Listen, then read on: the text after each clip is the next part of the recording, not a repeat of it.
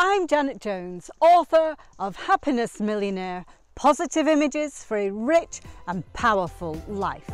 And you are watching a walk and a talk for happiness seekers. With the rise in stress, anxiety and prescriptions for antidepressant pills, I've decided to impact this in a positive way, and I encourage people to focus on their happiness health on a daily basis rather than their mental health when the wheels have come off. Now, we all have hormones. They can be the best thing and they can be the worst thing. They can make us feel amazing and they can make us feel downright despondent. But either way, we have them and we need them. Now, today's guest is Nicki Williams, author of It's Not You, It's Your Hormones. Now, in this talk, Nicki tells us about the feisty four. This is the 4 key hormones that we must know about, manage, so that we can be happier. Now, she has some great information for us all, so over to the expert. Nicki Williams, thank you so much for giving me your time. You're so welcome. And we have some really important stuff to talk about. We do.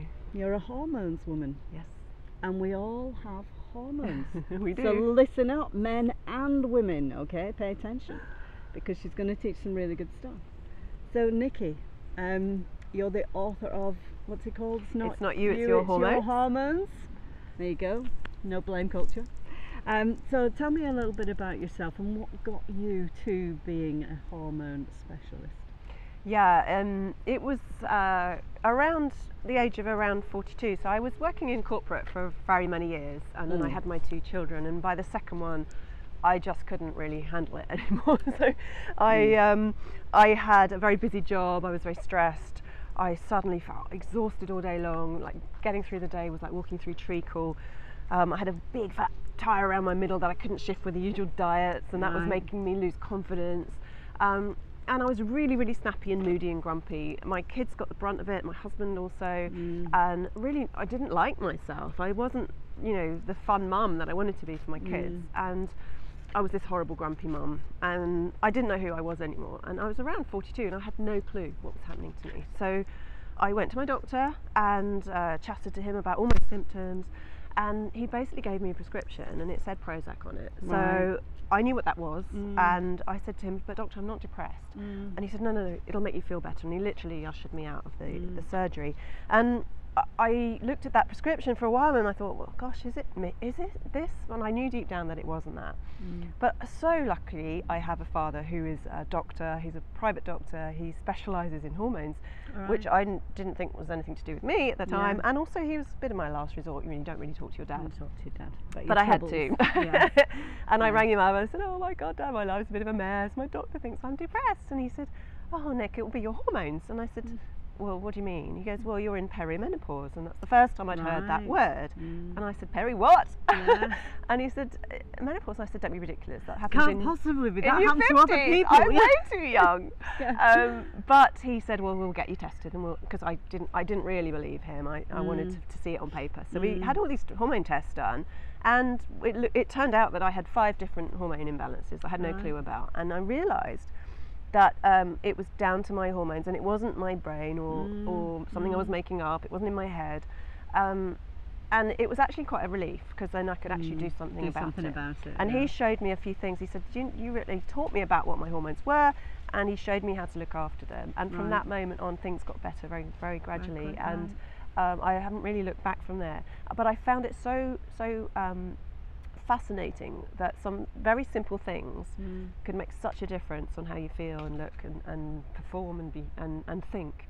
And that from that moment on, I knew that this was going to be a bit of a passion. So I gave up my corporate life and retrained, and I spent the next 4 years studying nutrition and particularly hormones, because that was really personal to me. But also I realised that there were so many other people out there that were going through what I was going through and didn't have a clue what was going on. And then we go down the wrong road and not getting the right support, both medically and around them, and emotionally and everything.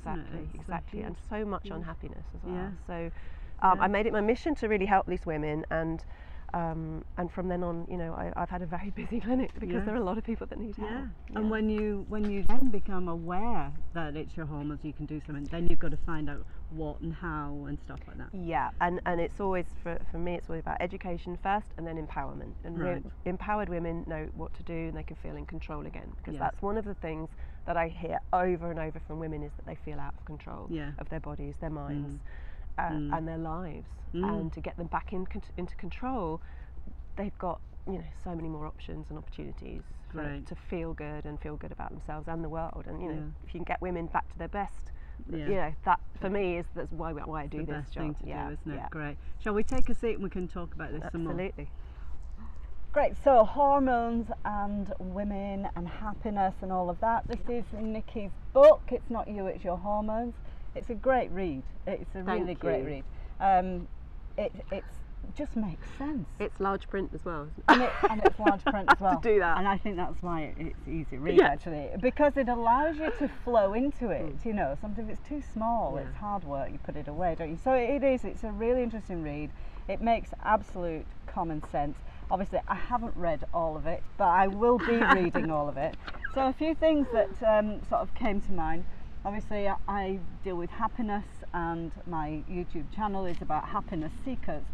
So this, I feel, is another way to find happiness and that happiness balance. And that's what it brought for you ultimately, didn't it? Yes. I mean, a doctor giving you Prozac is just, it's the saddest thing. And then they wonder why the antidepressants is on the increase. It's because we're not addressing the real problems here. They're not, and the doctors, I don't blame them. They have very little time. To get to know someone's problems in 10 minutes is very, very hard for them. And also the expectation is, that somebody needs a prescription when they go. They need to be fixed. Well, it's not that easy.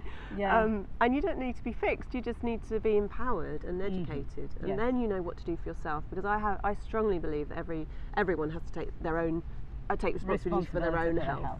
It's up to nobody else.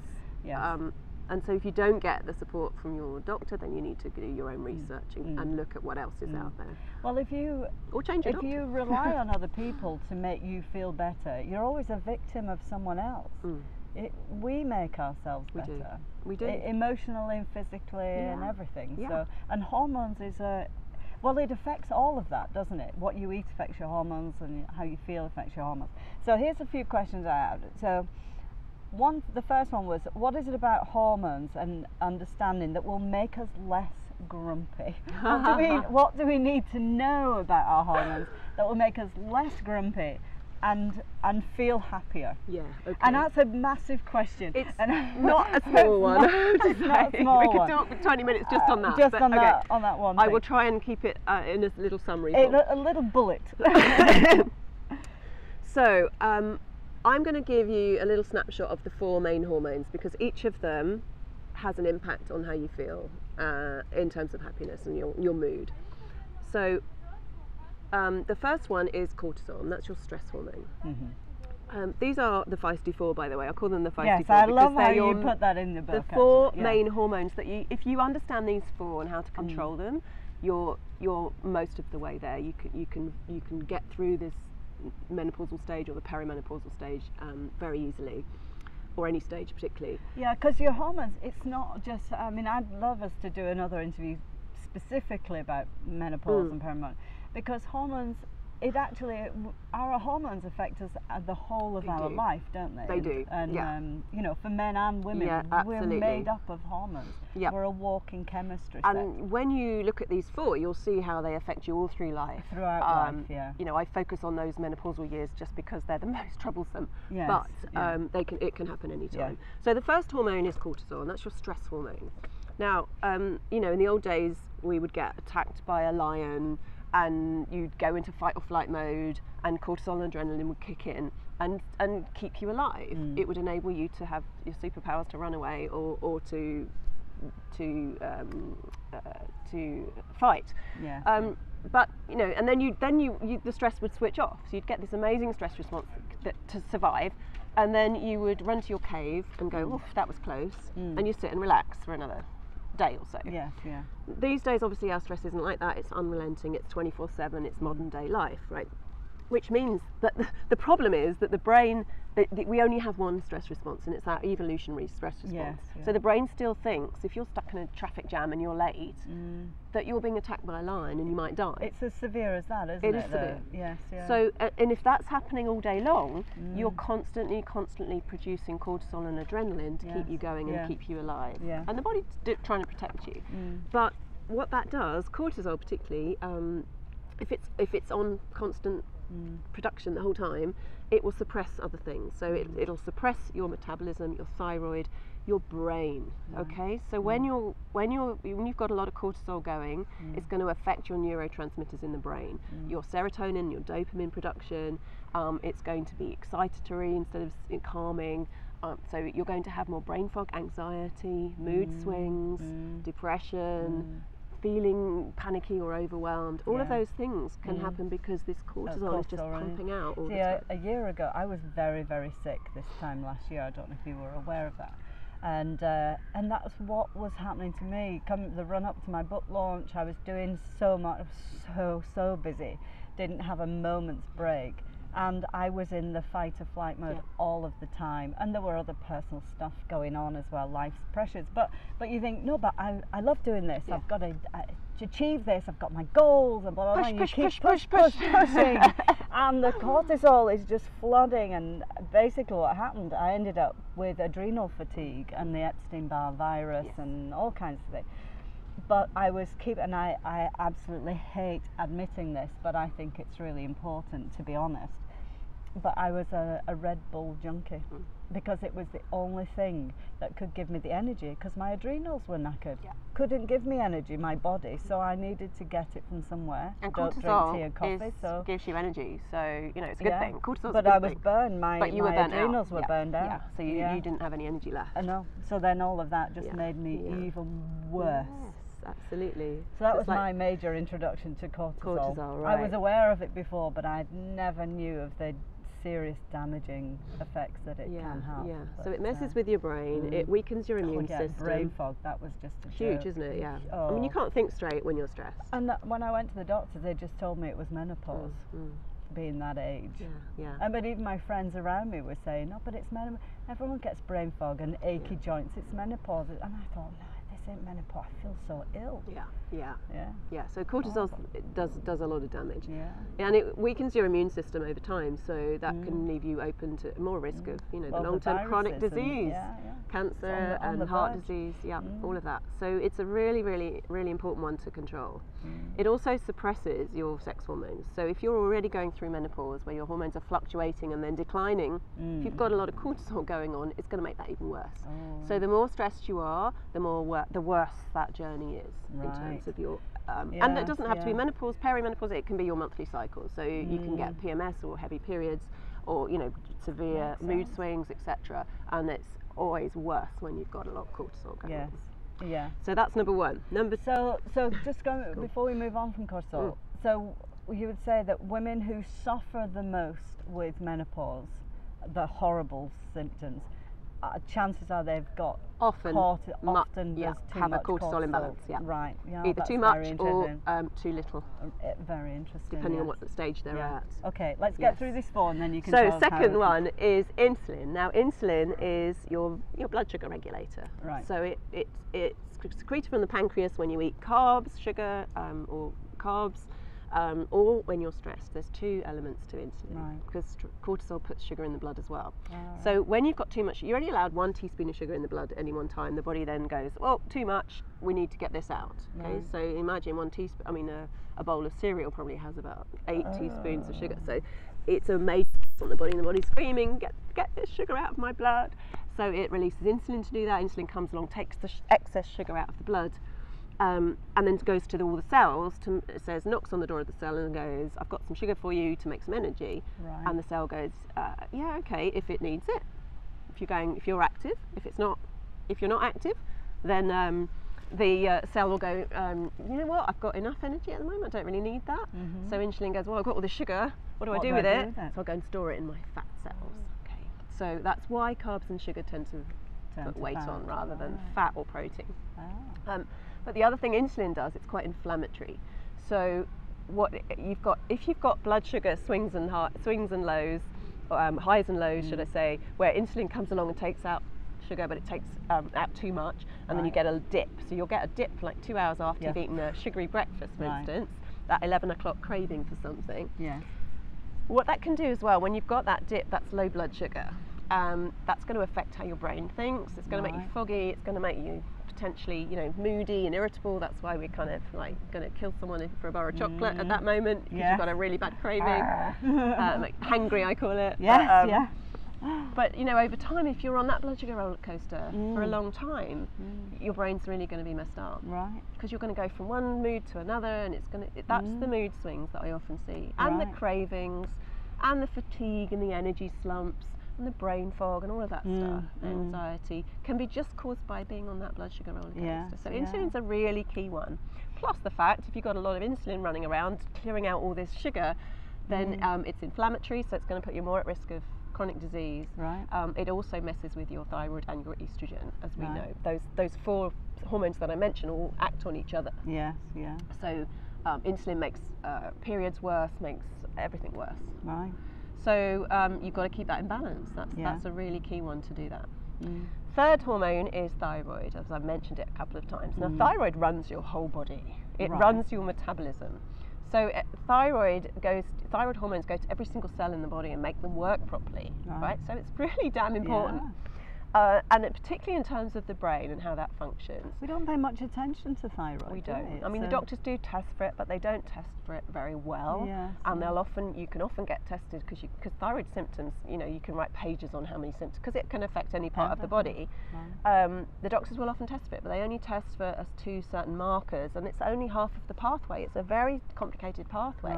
So you need a full thyroid panel, and they'll often tell you you're normal, even though you're sitting right at the bottom of normal, which isn't a great place to be. No, and when I was going through loads of tests, I forget which one it was now, but I was right at the bottom of normal on one, and I'm going, but what does that actually mean? And they're going, yeah, but you're normal. I said, you need to tell me what normal is. And then they told me, I'm going, but that normal is like very, very close to not being normal. No. So presumably I still need to be doing stuff. Absolutely. Because we want to be at optimal. Otherwise we're going to have symptoms. Better to be in the middle of the range, but to be really close to the end of the range, and then be told, but you're normal, it's normal. fine. Well, what does that mean? Normal as opposed to what? Shocking, Because the range is absolutely enormous. Enormous, so you don't want to be sitting at the bottom. No. So thyroid runs the body pretty much, and it runs your metabolism. So it's about temperature control. So often people feel a bit cold, especially hands and feet. If you've got thyroid issues, it regulates, everything that grows, your hair and your nails and your skin health. It's your weight, because obviously it's your metabolism. It's how much you burn or store fat. It's how your brain works. So a lot of low thyroid is associated with anxiety, depression. And I have a theory, it's not scientifically proven, but a lot of postnatal depression is around low thyroid hormones, because when you have a baby, the baby takes a huge amount of thyroid to grow. That's your growth hormone in effect. And when you come out of pregnancy, you're often very depleted in thyroid hormones. But they don't automatically test you. They'll often just give you an antidepressant, when actually you just need a bit of thyroid, or just a little bit of help with your thyroid. So that's the other one. So a lot of brain, mood, kind of depression, anxiety, that sort of stuff, brain fog big time, can be down to low thyroid. So you can start to see how each of these hormones can actually cause brain alterations and chemistry alterations, which can end up with mood and then because the consequences for things that happen in your life are enormous. People may laugh off brain fog or baby brain or whatever, but actually the physical consequences in your life are huge. It's huge. Imagine, not just at home, but at work. You're trying to go back to work, and you just had a baby, and you can't think straight, you can't concentrate, you can't make a decision. You keep forgetting people's names. I mean, the list is endless. And off to treat my thyroid. How do you get release your potential doing that? Realize your potential. You can't do that. So or just be happy. How do you because that is the ultimate. I always believe, our ultimate goal in life is to be happy. We want to live a happy life. Everything else is, is just becomes part of our life, but the ultimate root is you want to be happy. Yeah. You want to be happy to raise your kids. You want to be happily married. You want to be happy in your work. I mean, that's what we aim for. But if your brain isn't working properly, physically, how can you achieve that? It's very, very hard. Yes, you've got an uphill battle with that. Yes, yeah. So it's important to know all this information. It is. Yeah. And the last hormone is estrogen, and estrogen and progesterone work very closely together. They have a ratio, so you need the ratio to be in balance. Right. And when it's not, it can alter the brain as well, because estrogen is a sort of a stimulatory hormone, so it increases serotonin. Right. So that's why, you know, when we're in our 20s and 30s and we're full of estrogen, but our estrogen and progesterone are nicely balanced, and we're fertile and all those things. Well, generally, not everyone. Most people. You feel good. You feel good about yourself. You feel happy generally, and that's because you've got a lot of serotonin, and it's all nicely balanced, and estrogen is doing that. But then I suppose the other thing, because nowadays there's a lot of young people who are deeply unhappy. Because the other thing that can affect the hormones are the external things. These hormones don't come just purely internally, do they? The external things affect the production of them. Yeah, absolutely. So that's things like your diet, your lifestyle, your exercise, your environment. Yeah, your relationships. Absolutely. Your how well you're self-esteem, sleeping, if you're sleeping enough, you know, Yes, and how stressed you are. We've talked about stress, but all of those things have an impact. Absolutely. Yeah. So it's finding that balance of all those things. And where would you say the first place to start with? Well, is it your food? Is it exercise? Do you know what? Again, another really It's big hard. question. Yeah, great question. Yeah. I have to admit that one. No, now as a nutritionist, I would be, you know, I used to say number one would be food, eating the right getting the right nutrients in to make your hormones work, because your hormones need nutrients to be produced, to be stored, to be transported, to be eliminated. Yes. All right, so they have to have nutrients for every single one of those things, and if one of those things isn't right, you're going to have an imbalance. Yeah. So nutrients like, you know, good quality protein, you know, good healthy fats, most important, those two, and then, you know, carbs are important, but we need the right ones, and not the junky refined ones that are just going to make that insulin go crazy and stress out the body.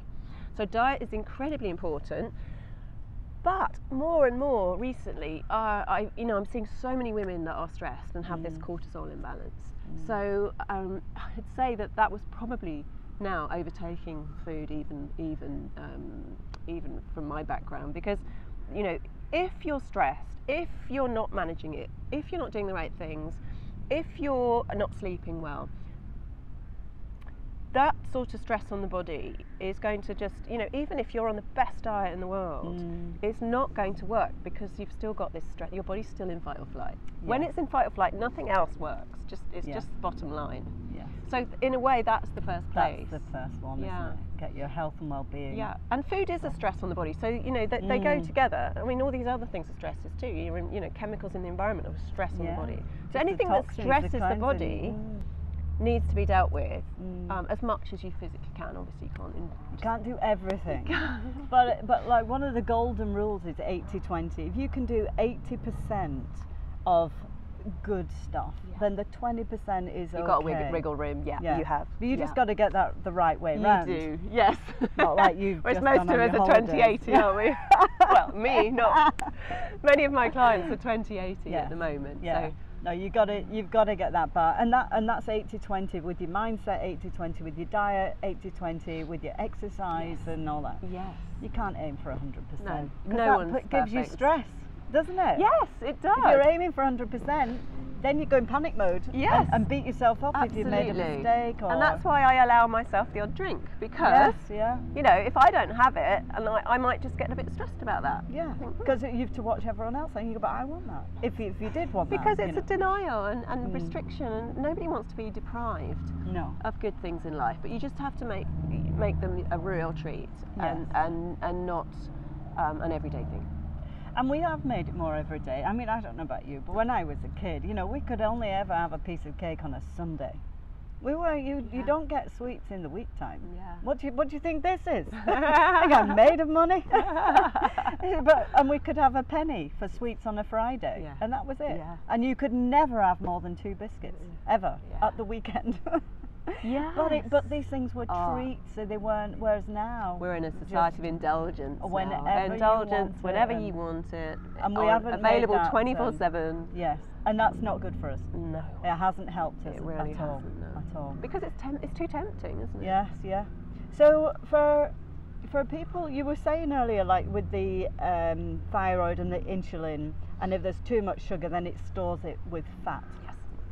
And a lot of women getting older and you hit menopause start to put on the midriff, the belly midriff, fat. I should say, the belly fat. Yes. So what would you say for somebody who is suffering that? Just let this plane go by. What's the first thing then that they could do? Well, a mixture of those two things, the stress and the diet. Stress particularly puts belly fat on like nothing else. Right. Even if you've got a good diet, I see a lot of women coming in and seeing me saying, I am doing everything right, and they've got this belly fat that they just can't shift. I was with a friend who said just the same thing the other day, and then she was looking at me for advice. I'm going, well, I don't know about that. But I know someone who might. The belly area, we've got more cortisol receptors in our abdomen, 4 times more than anywhere else. Right. And the reason for that is, well, they think the reason is that when you're in fight or flight, the body needs a quick source of energy. Right. And the belly area is perfect for that. Ah. So any fat that is being produced needs to be around there for the body to get quick access. And also it's thought as well that, if you're being attacked, then to actually have that little bit more protection around your organs. Ah, okay. So that's why the body puts it on, particularly around the belly when you've got a lot of cortisol. Cortisol loves to put it on there. Gosh, so you can be on the best diet in the world. Yeah. If you've got a lot of cortisol running around, that belly fat ain't going anywhere. No. Well, they say if you're not sleeping well, you put weight on. And that's because it's a stress on the body. Genius. There's another reason actually. There's 2 reasons for lack of sleep putting weight on. First is it's stressful and more cortisol. Secondly, lack of sleep, particularly 6 hours or less, activates your hunger hormones, ghrelin. Oh, right. Ghrelin is a hunger hormone that stimulates your appetite. Right. So the next day you wake up, you're going to be ravenous all day long. And also you're tired and grumpy, so and you're going to be eating the wrong foods anyway to get you for an energy. apple, do you? You're going to reach for a bar of chocolate or something. And that's only one of the things that we need to worry about sleep. There's a whole host of other health issues with lack of sleep. We need to talk again. We'll do a whole episode on sleep. We do a whole episode on sleep. Menopause, yeah. Tell us what you want us to talk about. Nicki, that's been fantastic. Some really brilliant information. Thank so you. Get hold of it. It's not you, it's your hormones. We are made up of hormones. We should know about our hormones. And we don't get taught it. We don't get taught it. And it is the same for guys. Guys also have cortisol, thyroid, insulin. They really do. So we need to know this information. Absolutely. Nicki, thank you so much. You're so welcome. Thanks for having me. It was brilliant. Thanks very much. I hope you enjoyed that interview and you got a lot from it. If you did, then do subscribe to my channel and share and tell all your friends, because you never know who is going to be inspired by the stories that we hear. And together, I believe we can make the world a happier place. So do go ahead, subscribe and join in the conversation. Add any comments in the comment section below. And if you would like to know any other ways that perhaps I can help you with increasing your level of happiness, then visit happinessmillionaire.com. Thank you for tuning in, and I will see you next time. Bye for now.